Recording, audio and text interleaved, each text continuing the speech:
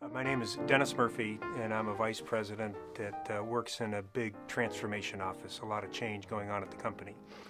Before you began at Amgen, what did you do?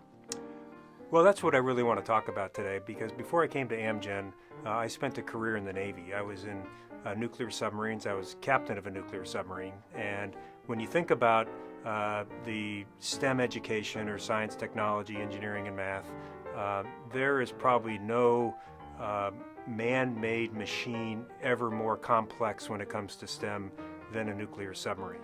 We were nuclear powered. It meant we didn't have to go to a gas station to get gas. We were able to use the principle of nuclear fission, which is to take a single atom and split it, and that atom gives off heat. That heat turns water into steam.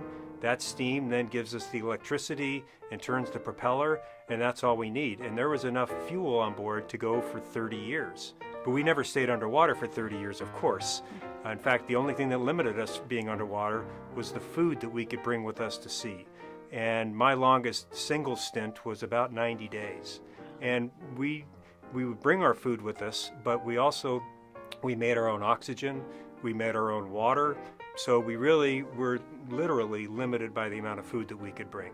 And so I was very excited by being in a submarine, and that the very technical environment to operate in. This is a submarine on the surface, 7,000 tons, traveling at about 20 miles an hour. And you can see how much water is being pushed in front of it. And that's me on the top there. On the far right, if you look hard, that's me. The next picture is me again on the submarine, but we're off in Hawaii. We're off Pearl Harbor. Those of you that may be on vacation there, that's Diamond Head in the background. And again, that's me. That little speck there is me. The next thing I want to kind of talk quickly through is some graphics of what a submarine is like as it goes from the surface to the transition to going underwater and then being submerged. In the first picture, you can see this is the submarine on the surface, and you see a circle in the very middle. That's what we call the people tank. That's where we were, the people, when we would go underwater. We're surrounded by what's called ballast tanks around the outside of the people tank, and right now you can look at that and see the white. That shows that it's full of air. So when those ballast tanks are full of air, we float on the surface. And when we want to go underwater, we go to the next picture, which shows we're in the middle of the transition. And you can see at the top there's little T symbols, like the letter T. That's showing a valve that opens and air is escaping from the top and water is coming in underneath. And that's the submarine transitioning.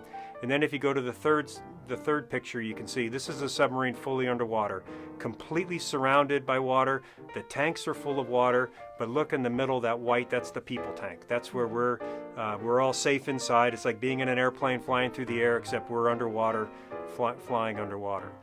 The next picture is looking through a periscope. When we're underwater, the only way you can see outside is through a periscope, and you can see two people that are actually looking through the two different periscopes that we have on board.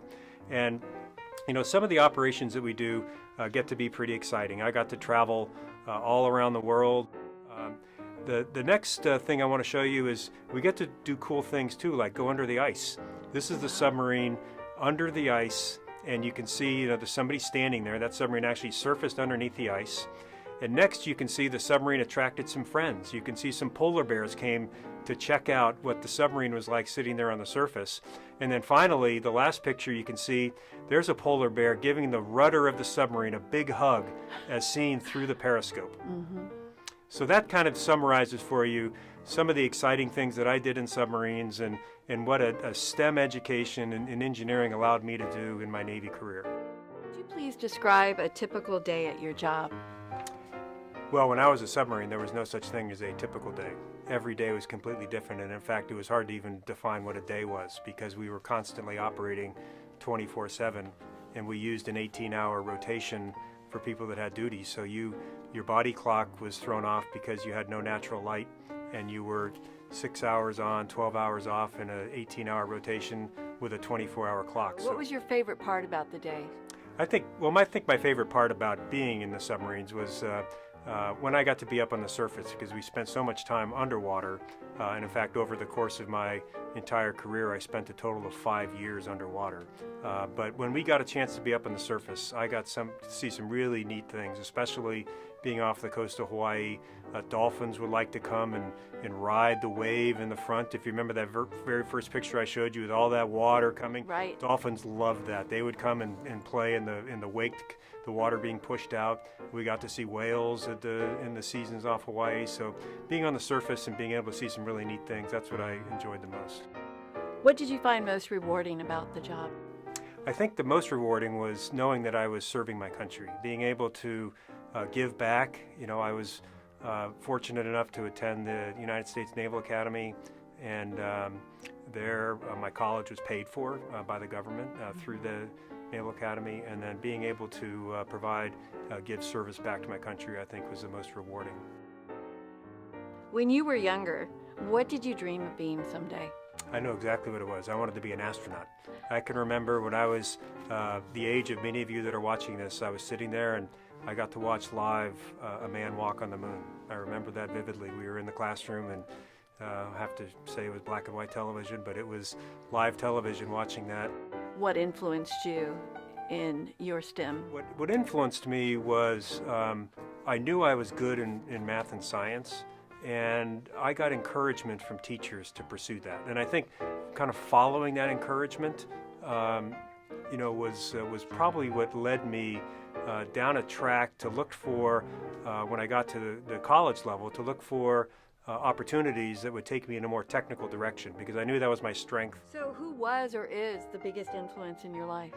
My biggest influence was an admiral that I worked for. He was actually what's called the Chief of Naval Operations. He was like the head of the whole Navy, and I was his personal aide for about 3 years. So I did everything with him and traveled around the world with him and got to see him in every imaginable situation, and he was such a role model to me that he's still alive today. I still talk with him, and if I've had big life decisions, he's somebody that I reach out to, and I just saw that he balanced work and life in a way that I'd never seen anybody else do that. He always put his family first, and to me that was something that was incredibly important.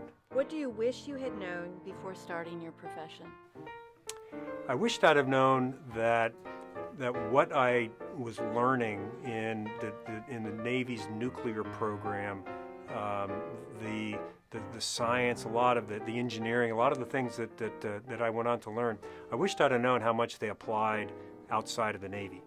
And I came to learn, probably a little bit later than I would have liked to have, I came to learn that the manufacturing of biologic drugs, which at Amgen we take living cells and we grow those cells, and those cells become the medicines that are life-saving for people, the drugs that we have. That manufacturing of those drugs is a lot like running a nuclear power plant. So everything that I learned in the Navy, I was able to transition and transfer to Amgen, and I was able to have senior positions in manufacturing. I ran one of our manufacturing sites, and it was a direct transfer. I wished I'd have known that earlier. Have you personally experienced barriers, either real or perceived, in your STEM career? I did. I had, when I was starting the Navy's nuclear program, after I left the Naval Academy, I had to go through extensive academic training about getting a master's degree in nuclear engineering. And there was a high rate of failure of people that went into that program. And I had fear going into it. And what I realized, it was self-imposed. And what I learned about myself was that when you apply yourself, when you work hard, when you give it all that you have, you can be successful. If you start to talk yourself out of it, that maybe I can't do this, then that's when failure comes. Why is it important to establish and encourage an environment which fills STEM careers with diverse individuals? I think that when you surround yourself with people that look the same, come from the same backgrounds, have the same experiences, that you're very limiting in what outcomes you try to achieve when you're trying to solve problems or build organizations or build any kind of enterprise, that the value of having diversity of perspectives, experiences, backgrounds, all of that diversity gets you to a much richer outcome in a better place.